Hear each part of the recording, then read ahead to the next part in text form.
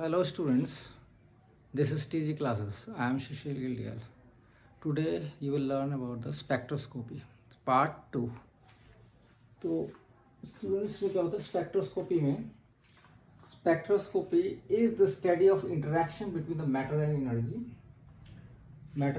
Energy क्या होता है इलेक्ट्रोमैग्नेटिक रेडिएशन।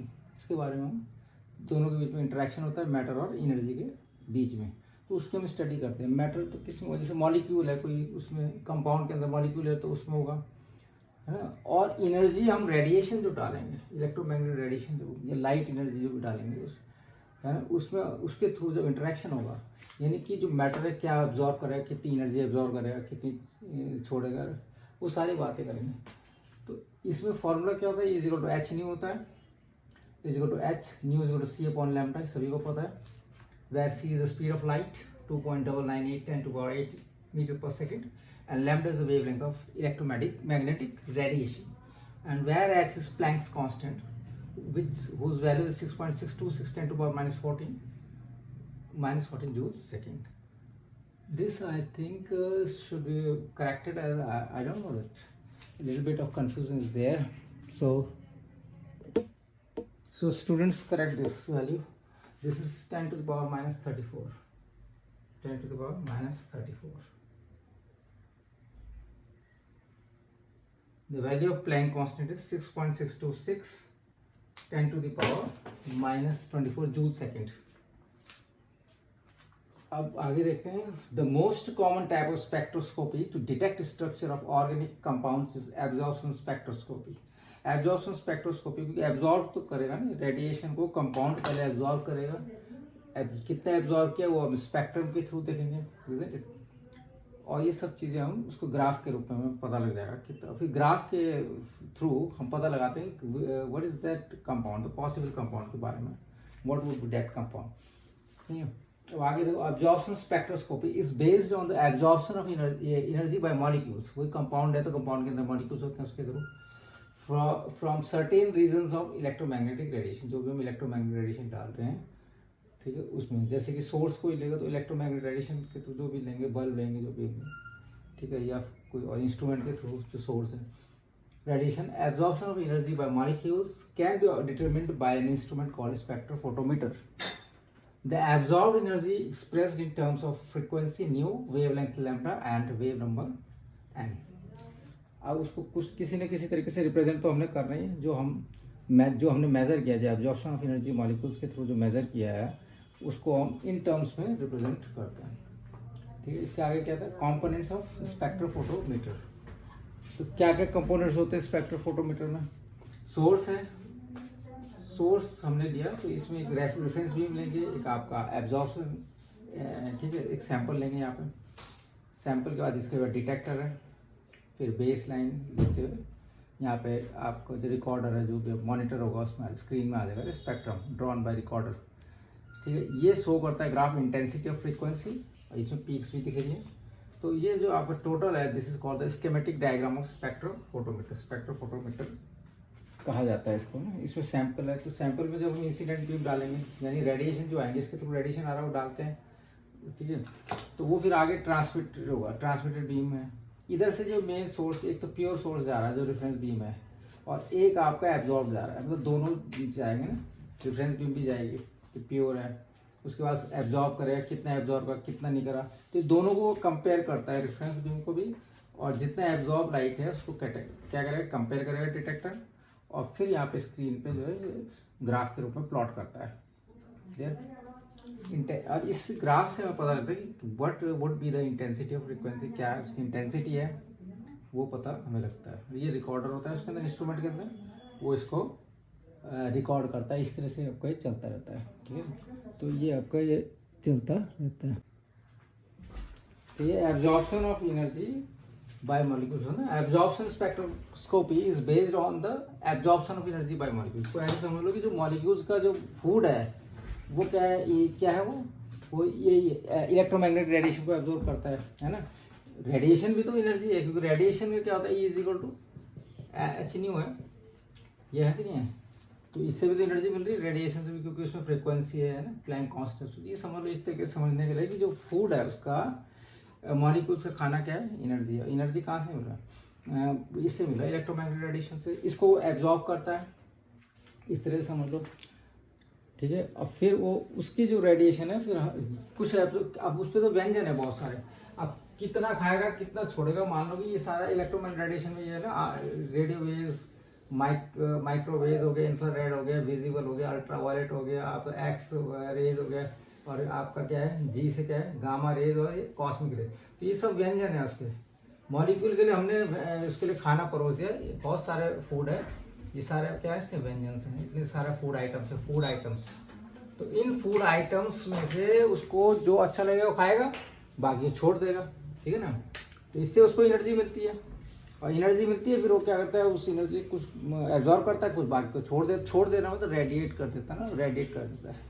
तो रेडिएशन से हमें क्या होता है, हमारी आंखों में जब रेडिएशन जाता है तो हमें वो दिखाई देता है मॉलिक्यूल जो कितना है, कैसा है, कितना सुंदर है, क्या नाम है, इसे हम तो कुछ तरीके से तो सुंदरता को भी दिखाता है, और कुछ खा लेता है बताता है, और कुछ वो छोड़ देता है। और जो छोड़ने वाला हमें आंखों में जाता है, रिफ्लेक्ट होकर हमें दिखता है मॉलिक्यूल कैसे है ना।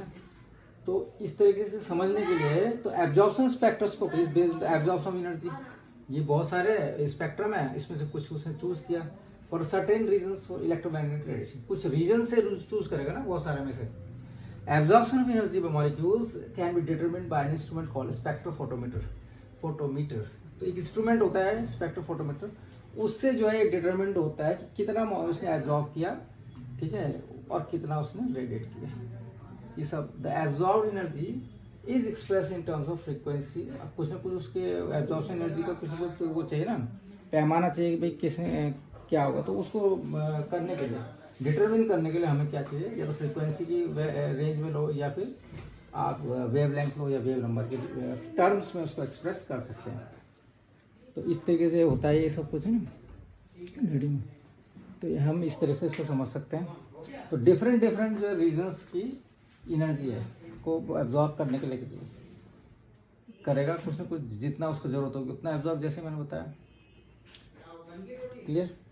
तो एब्जॉर्ब एनर्जी को क्या करता है, यहाँ पे ये क्लियर हो गया। अब है अब मशीन, अब ये देखो, ये आपका कोई सिंपल स्कीमेटिक डायग्राम है। मशीन के अंदर क्या क्या होता है, एक सोर्स होता है, सोर्स तो जो है इलेक्ट्रोमैग्नेटिक रेडिएशन हो गया। अब सैंपल भी रखोगे उसी मॉलिक्यूल को, तभी तो कंपाउंड, कुछ भी कंपाउंड होगा, गैस भी हो सकती है, कुछ भी हो सकती है, मान लो रख दी, तो उस गैस को इसमें जब जाएगी, इंसिडेंट बीम जाएगी, तो कुछ एब्जॉर्ब करेगा और कुछ छोड़ देगा, जितनी चाहेगा उतनी एब्जॉर्ब करेगा अकॉर्डिंग टू कंपाउंड। तो कंपाउंड के आइडेंटिफिकेशन होना है ना। और एक हमने रेफरेंस भी, जो एक मेन जो बीम है वो भी थी कुछ, इससे कंपेयर करने के लिए होता है कि रेफरेंस बीम से हम इसको कंपेयर कर रहे हैं, डिटेक्टर इसको कंपेयर करेगा, ठीक है, और फिर लास्ट में प्लॉट करते हैं ग्राफ के थ्रू ये रिकॉर्ड हो गया, ठीक है। ऐसे पीक्स भी होती है, सब वेव इंटेंसिटी दिखाता है कितनी इंटेंसिटी का है, इस तरीके से होता है।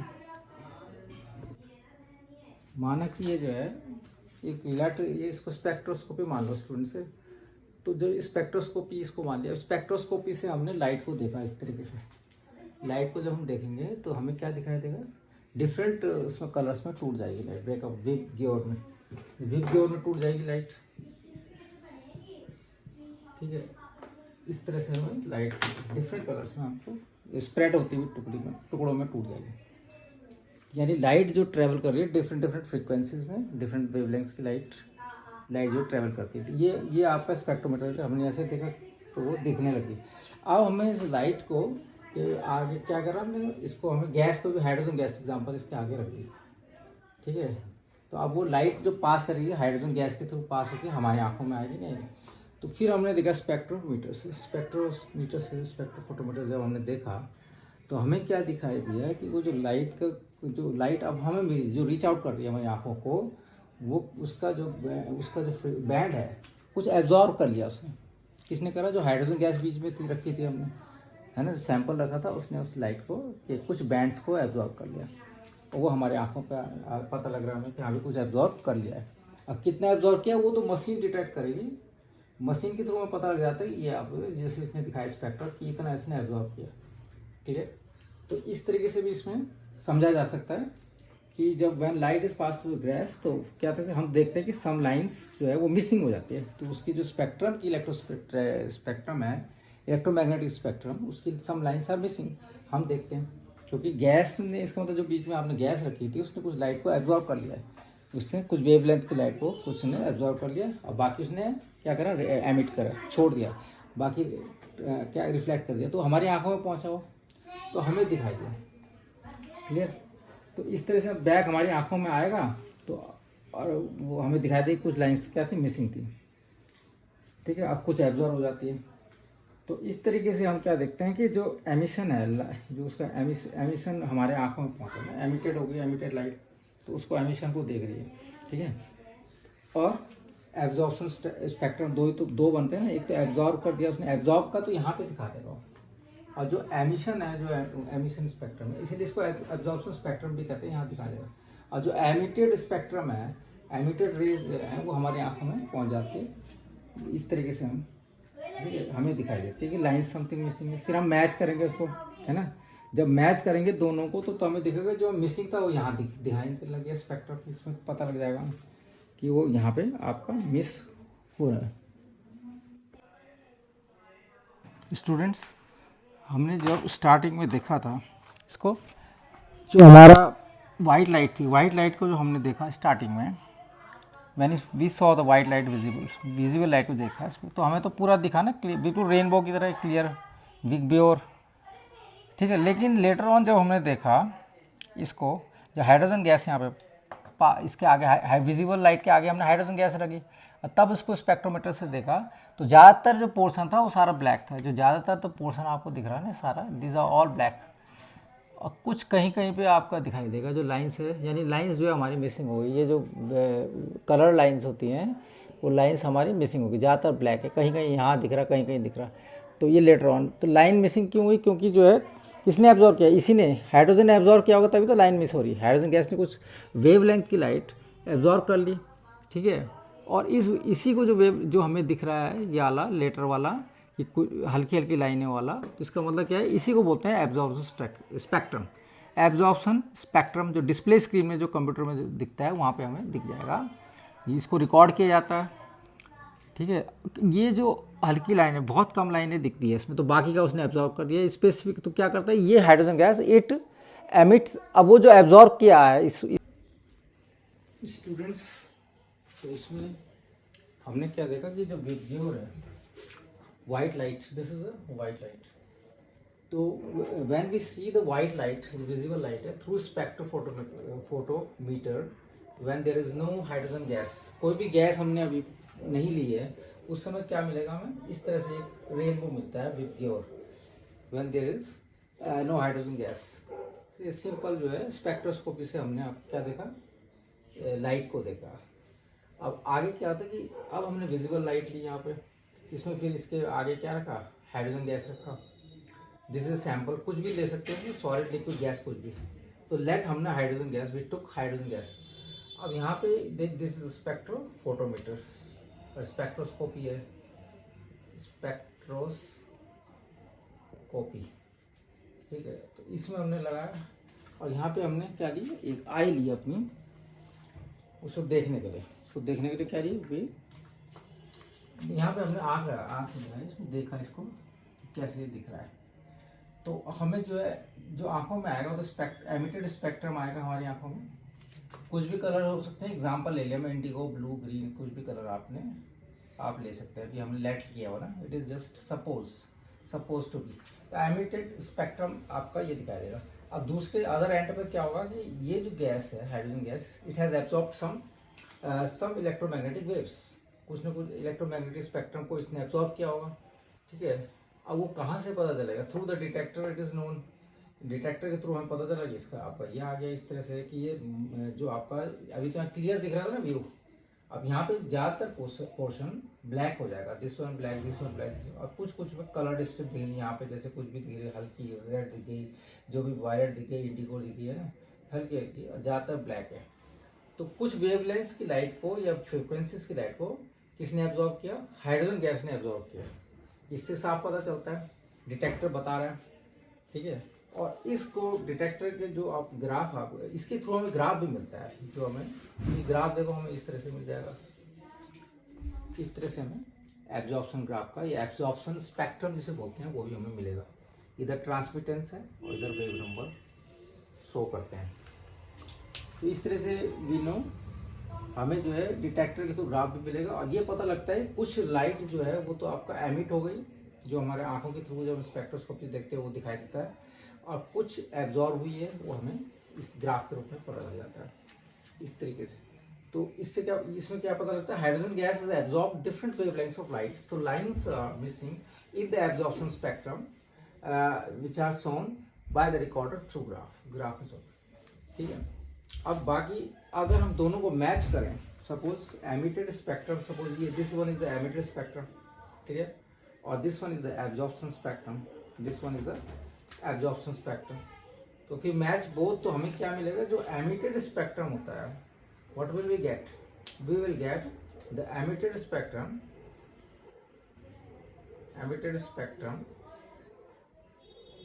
प्लस एब्जॉर्प्शन स्पेक्ट्रम क्या मिलेगा, it will be equal to the white light. इसका मतलब white light is comprise of both emitted as well as absorption spectrum. तो दोनों को जब हम मैच करेंगे, एमिटेड स्पेक्ट्रम को और एब्जॉर्प्शन स्पेक्ट्रम को, हमें क्या मिलेगा, व्हाइट लाइट मिलेगी। तो इससे पता चलता है कि कुछ एब्जॉर्ब किया हाइड्रोजन गैस ने, बाकी एमिटेड किया जो हमें through eyes we are able to see through the spectroscopy. ठीक है, तो ये आपका स्पेक्ट्रोस्कोपी का एक जनरल आइडिया है।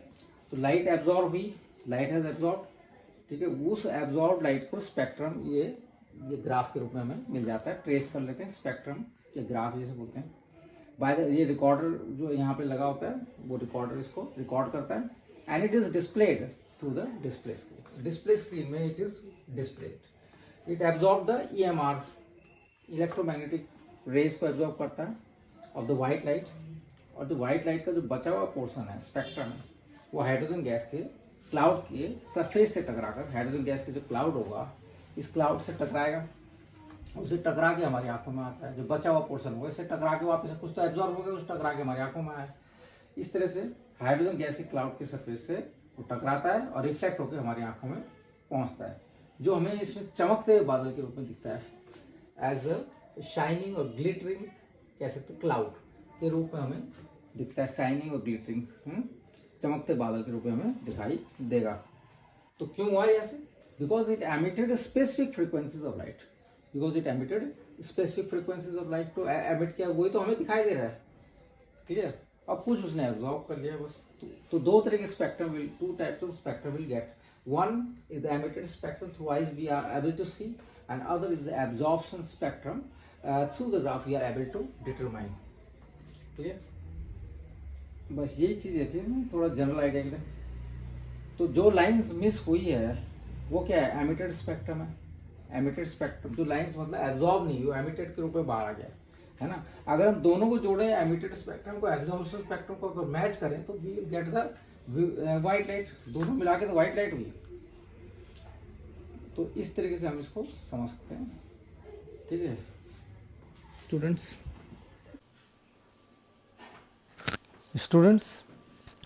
you must know that how light interacts with the atom.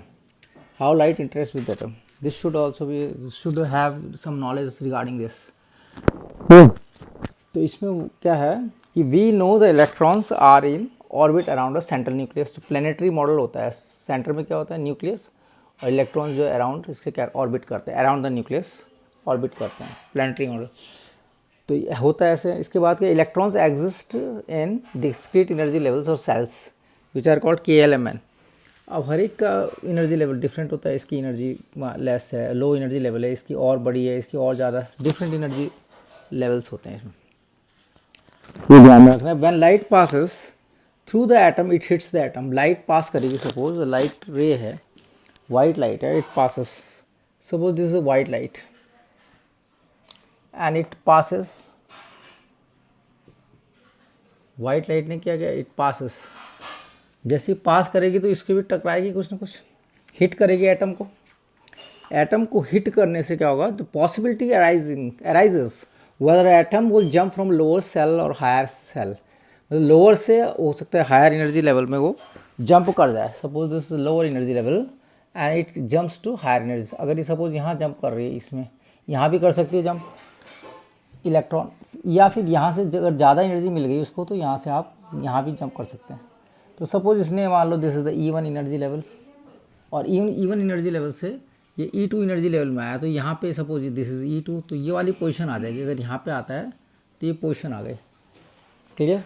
तो इस तरह से ये जब एनर्जी मिलेगी, लाइट एनर्जी, फोटोन एनर्जी इसको बोलते हैं, तो it will the electron jumps to higher energy level, तो will jump from lower shell, lower energy level बोल सकते हैं, टू हायर, ठीक है। लेकिन पर्टिकुलर उसको एनर्जी मिलनी चाहिए। सपोज उसको मिलनी कितनी एनर्जी चाहिए, अगर E1 से E2 जाएगा तो उसको जो फोटोन से जो एनर्जी मिलेगी, एटम को जो एनर्जी मिलेगी फोटोन से, E2 माइनस E1 के इक्वल होना चाहिए, है ना, तभी हो पाएगा, तभी वो जंप कर पाएगा, otherwise it will not jump, ठीक है। अब देखो, if the energy received is exactly equal to the difference in the energy level, then the electron jumps to higher energy level from lower energy level, ठीक है, वो अभी बता दिया। If the electron jumps from E2 to E3, suppose this is E2 and this is the E3, suppose electron jumps from E2 to E3, suppose, then what will happen, तो how much should be the energy difference should be how much, E3 minus E2, this should be the energy level, isn't it? तो जब इतना energy level होगा तभी तो jump करेगा कहाँ पे, E2 से E3 में एब्जॉर्ब कर रहा है ना energy. The electron jumps to higher energy level from lower. अब if the electron jumps from E2 to E3, the difference will be E3 minus E2, which is equal to h nu, Planck's constant है, ये nu क्या है, frequency है, and that is equal to hc upon lambda, wavelength हो गई। This is the reason of getting the absorption spectrum, ठीक है। This is, अब ये क्या है, this is the specific value of energy which should be equal to the energy of photon, that is light energy it receives. जो light से energy मिल रही है इस एटम को, वो कितना है, E3 माइनस E2, जब इतनी एनर्जी मिलेगी तभी वो जंप करेगा, otherwise it will not jump. अब ये इसी कारण जो हमें जो एब्जॉर्प्शन स्पेक्ट्रम मिलता है, इसी कारण, तो क्योंकि डिफरेंट एनर्जी लेवल है, ये अलग है। अब E1 E2 minus E1 different energy level है, E3 minus E2 different energy level है। इसी तरह अगर E5 लेंगे तो E5 से और माइनस E2 होगा, तो ये भी डिफरेंट एनर्जी लेवल होगा, नहीं होगा। तो इस तरह से डिफरेंट एनर्जी लेवल्स हमें मिलते हैं, और वो एब्जॉर्प्शन स्पेक्ट्रम में अलग अलग से हमें मिल जाएंगे। स्पेक्ट्रम में डिफरेंट एनर्जी लेवल्स हमसे हमें क्या होते हैं, मिलते हैं, क्लियर। तो डिफरेंट एनर्जी लेवल्स भी are represented where through the absorption spectrum, है ना, because different jumps that is going from E2 to E3, different jumps होने के कारण क्या होता है, डिफरेंट लाइन्स हमें रिप्रेजेंट होती है, but it should be equal to what, equally अगर आप जंप करेगा going from E3 to E5, तो उसका डिफरेंस के बराबर energy, there should be that difference energy, then only it will jump from E3 to E5 if the difference would be of such energy, ठीक है। तो ये represent करता है डिफरेंट एनर्जी लेवल्स, आपको जो एब्जॉर्प्शन स्पेक्ट्रम में होता है वो डिफरेंट एनर्जी लेवल तभी आपको रिप्रेजेंट उसको दिखाई देता है, वहाँ पे अलग अलग जो हमें दिखती है स्पेक्ट्रम, वो इसलिए दिखाई देती है। तो इसमें जो एब्जॉर्प्शन स्पेक्ट्रम को अगर आप देखें तो उसमें आपने देखा ही होगा किस तरह से होता है, एनर्जी लेवल अलग अलग है। सपोज जो है आपका एनर्जी लेवल देखो, ये है ना, suppose this is the nucleus, अब यहाँ पे E1 है, then there is a E2, ये E2 हो गए, then there is a E3, then there is a E4, अलग अलग E5, अलग अलग लेवल है।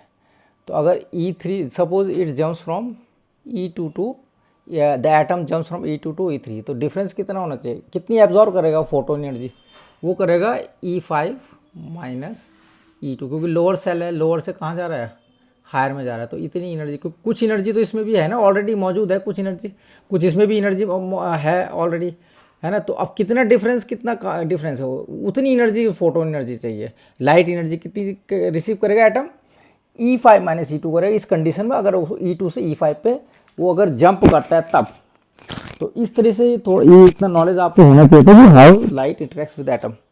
तो ये आपका कंप्लीट हो गया इसमें, वही इतना ही था इसमें स्टूडेंट्स।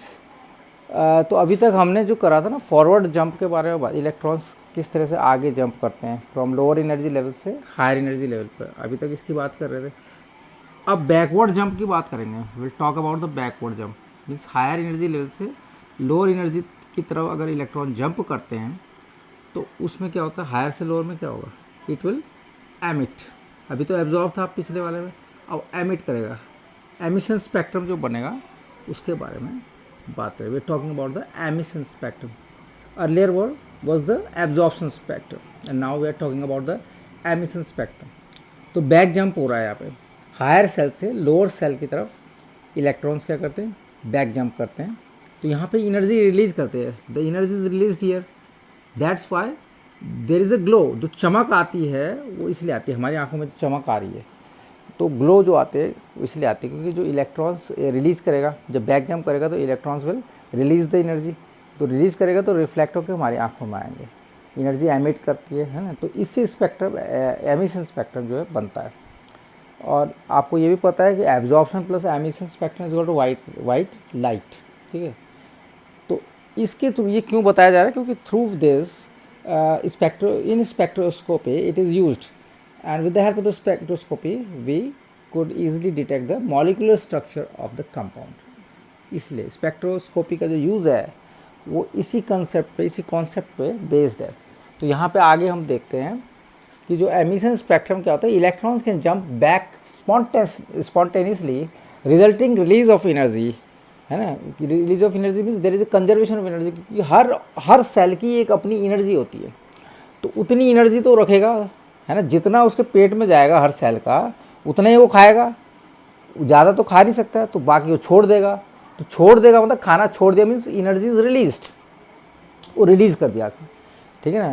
तो ये कंजर्वेशन ऑफ एनर्जी के कारण होता है, दस दे एमिट फोटोन्स। तो खाना छोड़ दिया, प्लेट में छोड़ दिया, दैट मीन्स वो जो एमिट कर दिया उसने फोटोन्स को। तो इस तरह से जो एनर्जी डिफरेंस होता है सेल का, ये हमें क्या मिलेगा, in the form of photons हमें मिलता है। तो कितनी रिलीज होगी, En1 माइनस En2, ये नंबर ऑफ सेल्स हैं, जो भी सेल होगा उसमें हम रख देंगे, ये है ना, वो मिल जाएगा हमें कि कितनी वो रिलीज़ कर रहा है energy. Photon energy will be equal to the difference of energy levels, ये डिफरेंस ऑफ एनर्जी लेवल्स कर दिया हमने। If the electron jumps from E5 it can release different frequencies. अब अलग E5 वाला जो है कहाँ जा सकता है, E4 में भी जंप कर सकता है, E5 वाला E3 में भी जंप कर सकता है, E5 वाला E2 में भी जंप कर सकता है। तो that's why we are getting different frequencies students, that's why we are getting different frequencies. तो इस तरह से देखो, E5 minus E4 whichever is greater is equal to HF1, E5 minus E3 is equal to HF2, E5 minus E2 is equal to HF3. So different, we are getting different frequencies because these frequencies of lights are fired off in random directions which hits our eyes, and thus emission spectrum is seen, and that's why we see the emission spectrum. It means through spectroscopy analysis we can identify the compound। अब इसका use spectroscopy का इसी base पे हो रहा है कि how this spectroscopy would identify the compound. तो इस तरह से स्पेक्ट्रोस्कोपी क्या करती है, एक आइडेंटिफाई करती है कंपाउंड, और उसका जो मॉलिकुलर स्ट्रक्चर है उसको कंपाउंड उसको भी पता लगाती है। क्योंकि अर्लियर मेथड्स जो यूज़ हुए थे वो ज़रा कॉम्प्लिकेटेड थे, ये इजी मेथड हो गया, इसलिए इसको ज़्यादा यूज़ किया जाता है स्पेक्ट्रोस्कोपी को। तो इसमें आगे हम पढ़ेंगे ultraviolet spectroscopy, infrared spectroscopy, NMR spectroscopy, इस तरह से आगे पढ़ेंगे।